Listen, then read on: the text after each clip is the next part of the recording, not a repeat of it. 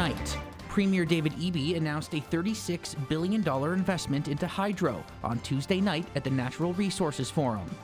Plus, a groundbreaking partnership was announced for a new mining project north of Prince George, which could have significant impacts globally.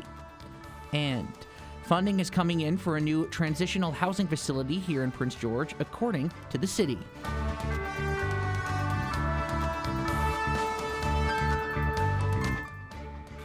Good evening, I'm Eddie Huband, and welcome to CKPG News. Our top story, Premier David Eby was the keynote speaker at a sold-out natural resources dinner last night, and he had a special announcement, an unexpected commitment on behalf of BC Hydro to spend $36 billion over the next decade to beef up electricity production in BC. Here's Cheryl Jan with the story.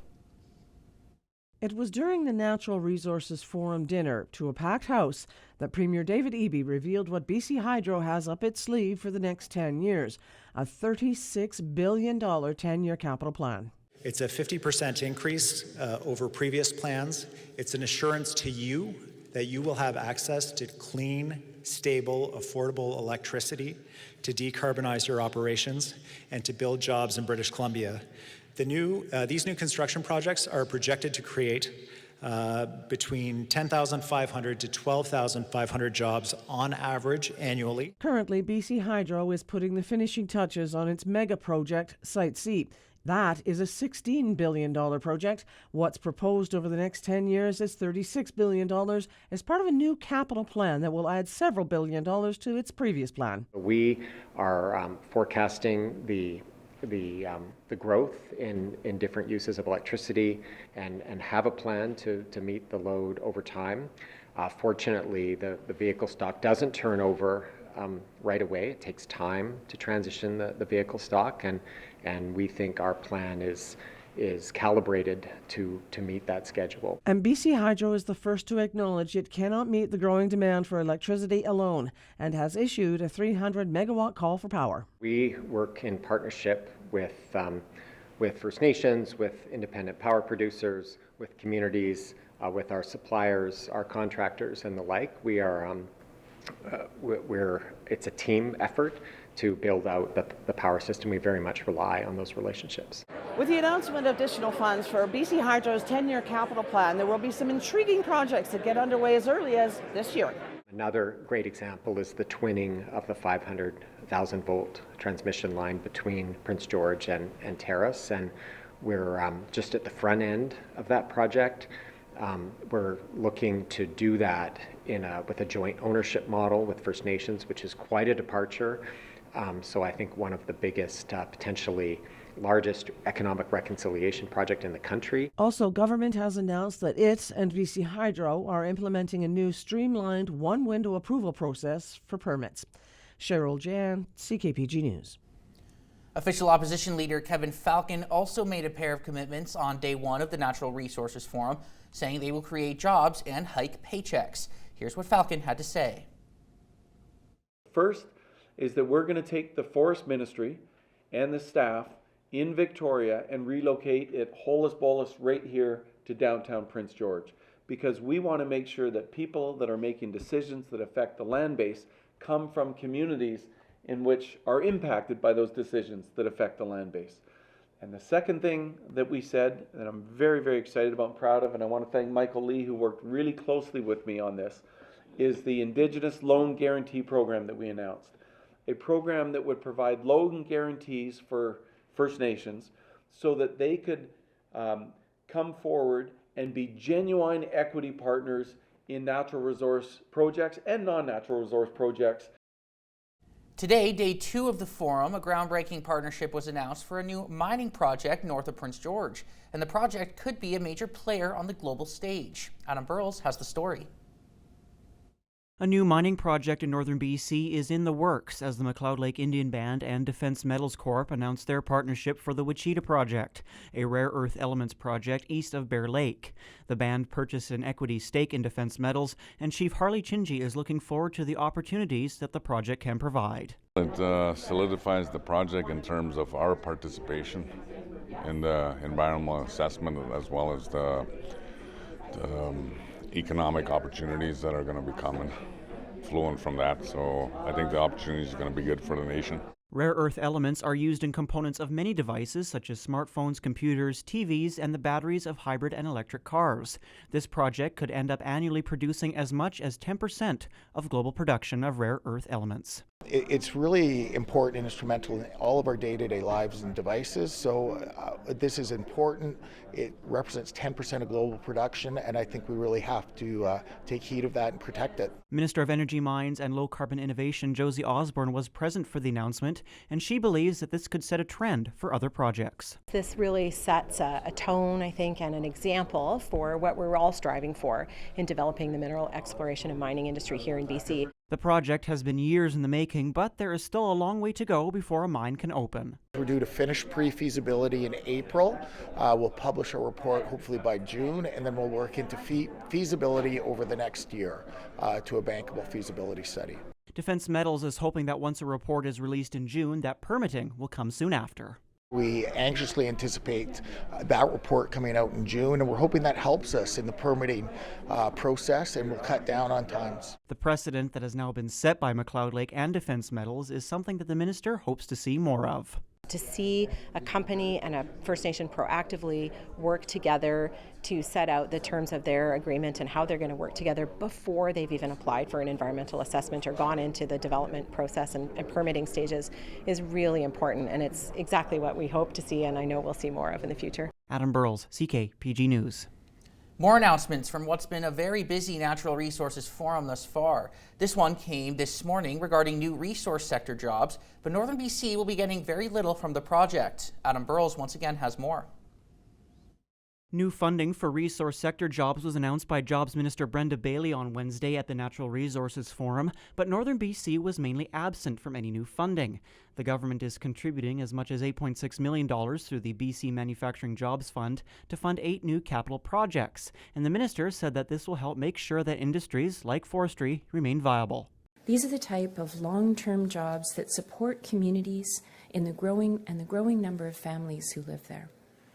We want jobs that will help industries remain viable, so the next generation will have the same or better opportunities that we do today. When asked if there were any projects in north central BC that were eligible for this round of funding, the minister said that funding is based on who chooses to apply.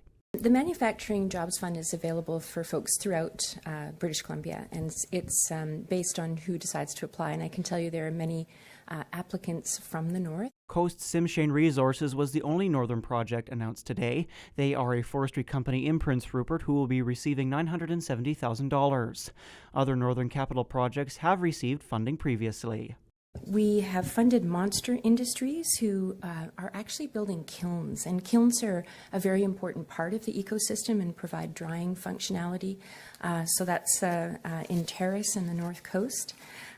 We've also funded Massive, which is in Williams Lake. That's a $10 million facility that they're building out, and that'll happen in 2024.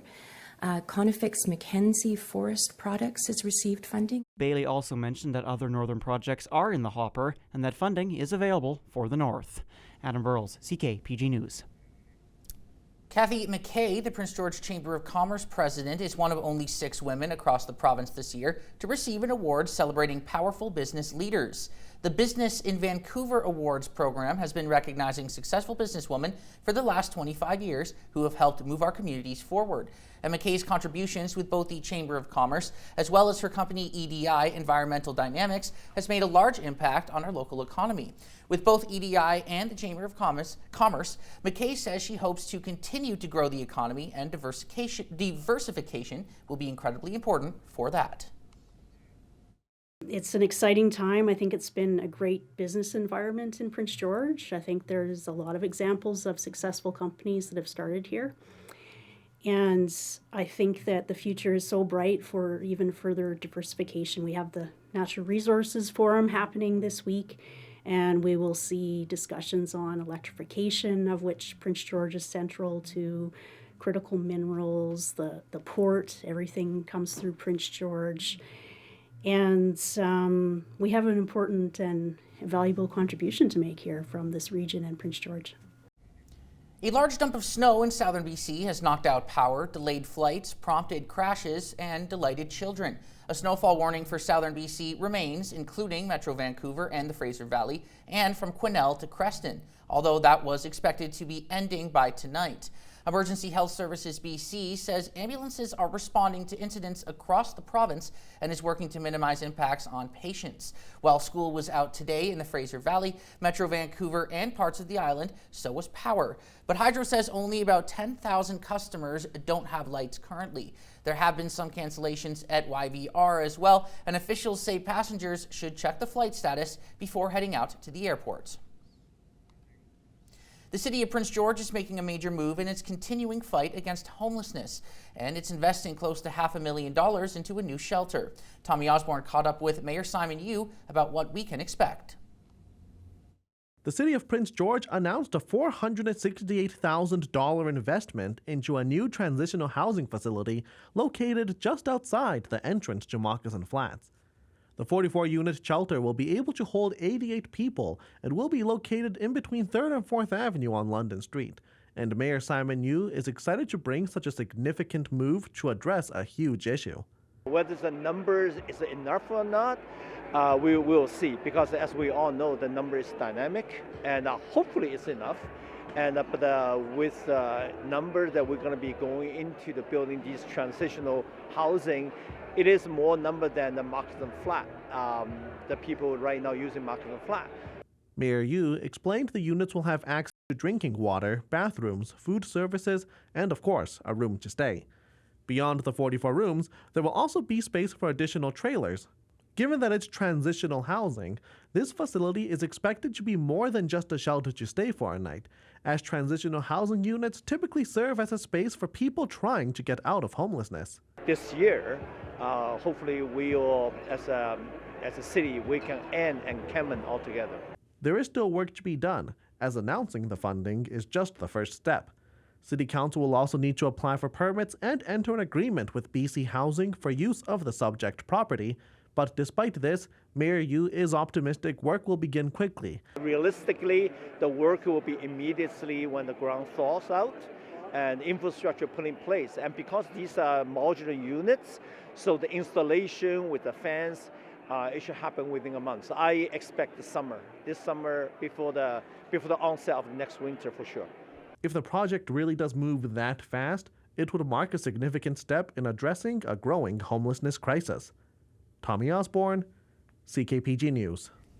The Prince George RCMP is focusing on locating 45-year-old Gary Lee Felix. Authorities are seeking Gary Lee Felix on 2 unendorsed warrants for possessing a credit card with the knowledge that the credit card was obtained through the commission of an offense. Also, he failed to comply with his probation order. He's considered dangerous and should not be approached, and if you see him, please contact local police immediately. As of this morning, the lowest gas price in Prince George was sitting at $1.42.9 per liter at Costco. The lowest price in the province as of this morning was in Chilliwack at $1.38.9 per liter. Manitoba currently has the lowest fuel prices on average in the country at $1.14.6 per liter, while BC has an average price of $1.57.1 per liter.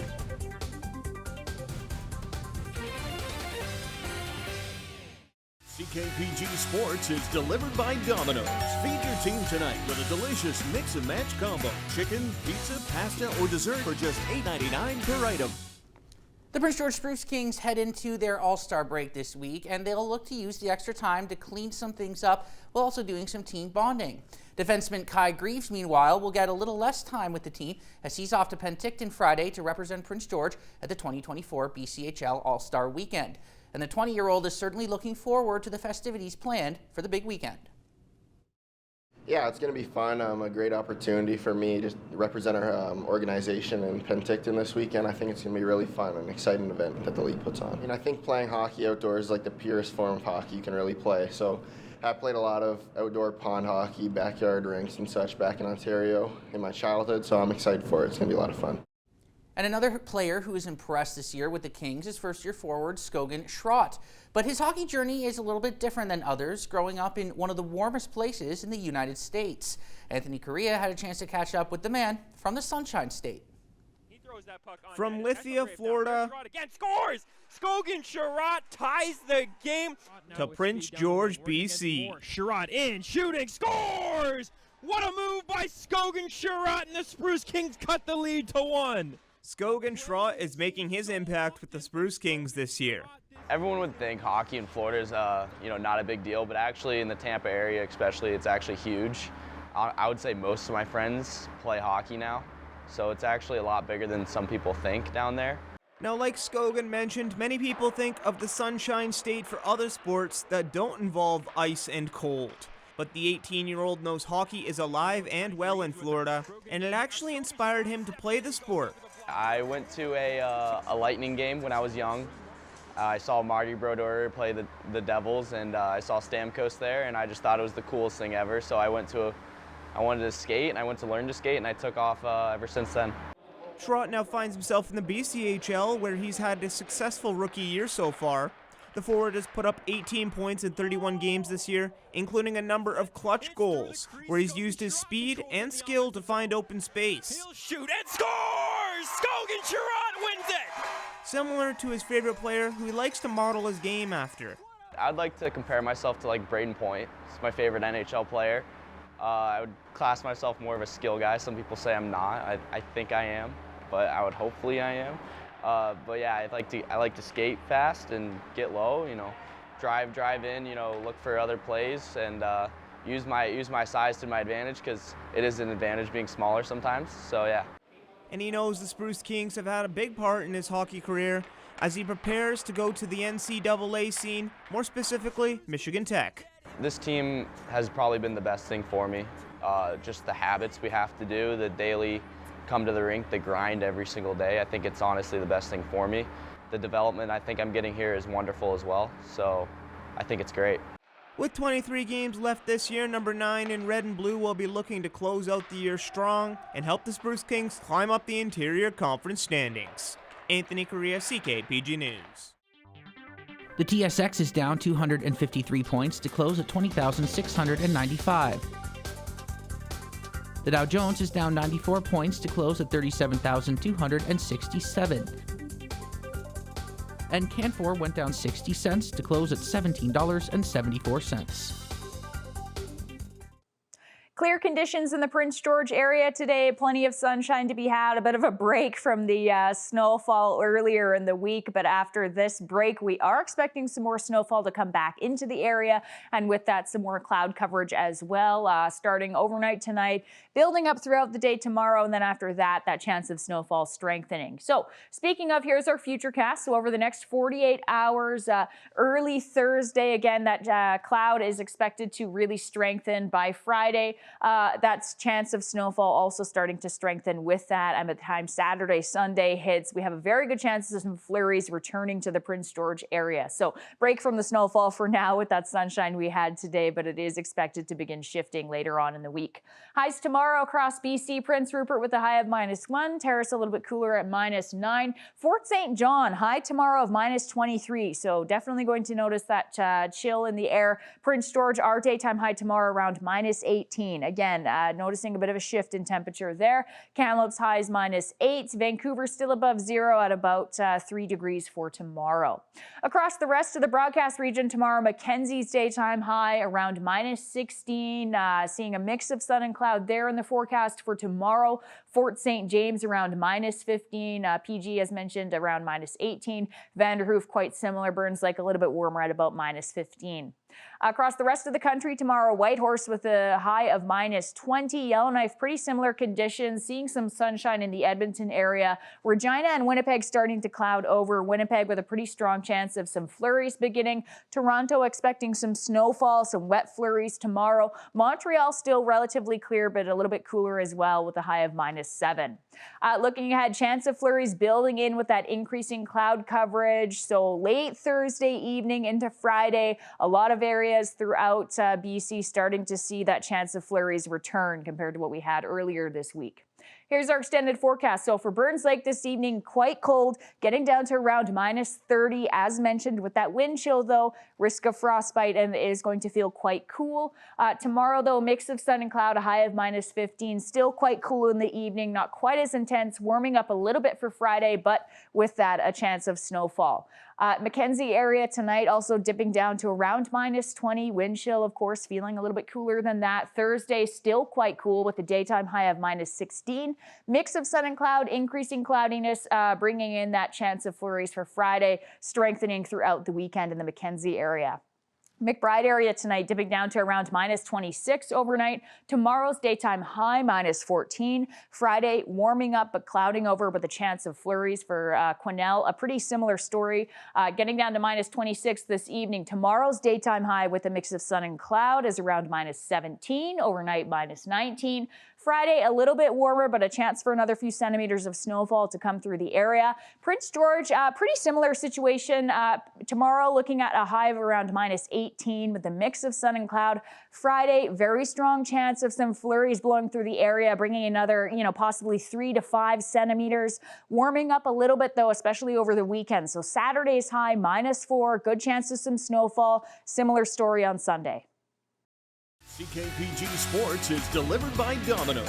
Feed your team tonight with a delicious mix and match combo. Chicken, pizza, pasta, or dessert for just $8.99 per item.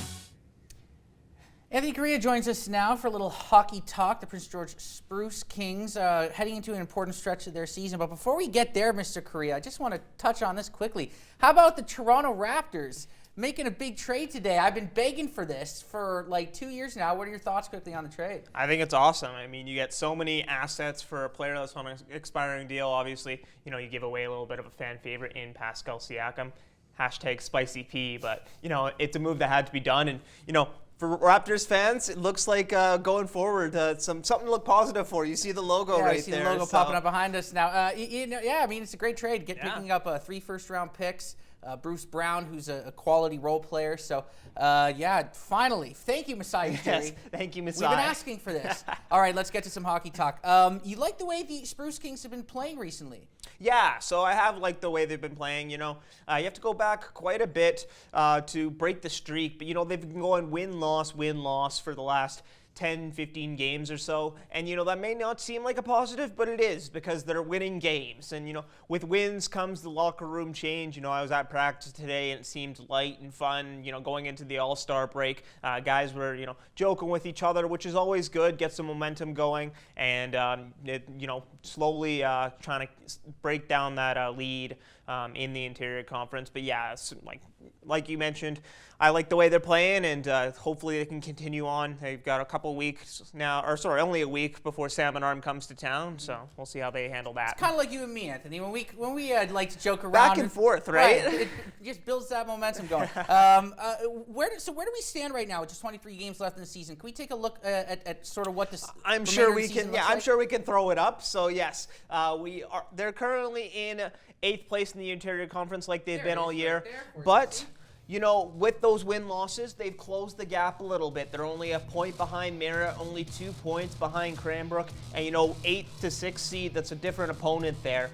They're going to be trying to gun for that 6th seed. Maybe a little bit too late to get a home series playoff games for those first 2 playoff games. But I think shot should be the 6th seed, beating Merritt, beating Cranbrook.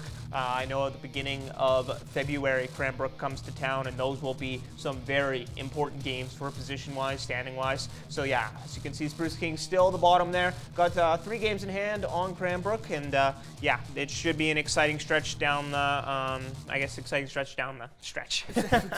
Yeah, right? Nice, I like what you did there. So, you just mentioned kind of the 6th seed should be the goal. Now, what's the key for this team to jump up a couple spots in that standing?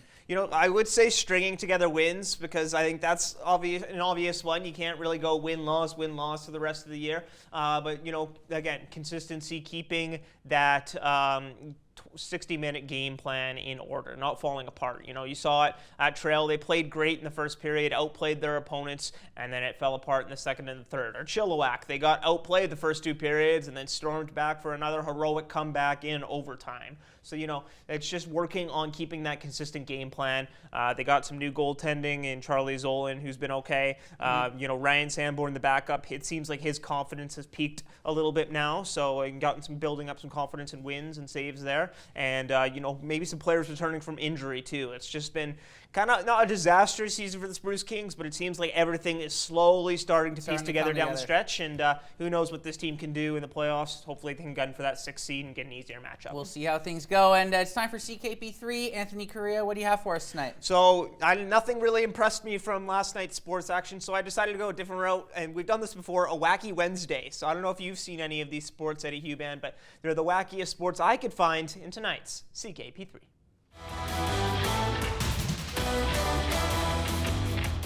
We start with Hidden the Waves. This is the sport of dog surfing.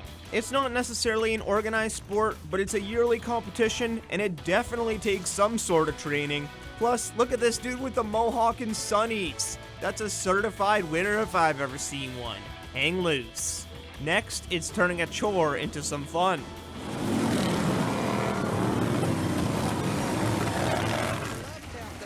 Lawnmower racing is the craze.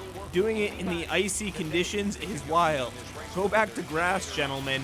Finally, sleepovers turned extreme.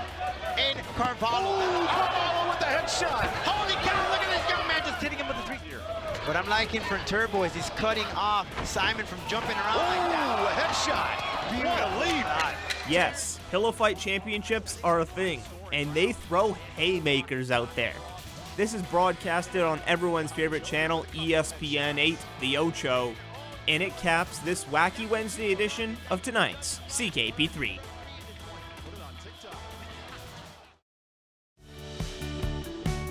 Hello from the CKPG Today's side. It's great over here. Things are happy, things are fun. Our show, all about having the fun. And today, we're going to have lots of that in our new Out and About segment you're going to see. It's all with the Sandman Signature Hotel today. And they're going to put me to work. I have never worked in a hotel. The only other place I've worked in here, I guess, is in the bush and at a golf course. So this is a new one for me. It's going to be exciting. Imagine the things that could happen when you're behind the desk at a hotel. Yeah, they're going to put me through all of those challenges today. What is one of your favorite jobs you've ever had over there? I got to ask. Is it this one? You know what? Just because my boss is watching, yeah, I'll say this one, Mr. Fanshawe. No, I'm just kidding, folks. This is a great job, but you know what is a better job? Playing the ukulele. And the Prince George Public Library is turning into a ukulele paradise with weekly jam sessions for the young and the young at heart. Strumming good times for everyone. Here's Dave Branco with more. In a canyon, in a cavern, excavated for a mine, lived a miner, 49er, and his daughter, Clementine. Over the past 2 years, the library has resonated with the ukulele sound. Bi-weekly, music enthusiasts and aspired ukulele players gather to strum and learn together. It's a free registration. You can just come and drop in. And we have a big supply of ukuleles here at the library, and the youth can come in and sit down and connect with one another. And around 12 people come together and jam and share their musical knowledge. For many, the significant takeaway is the opportunity to socialize while making music.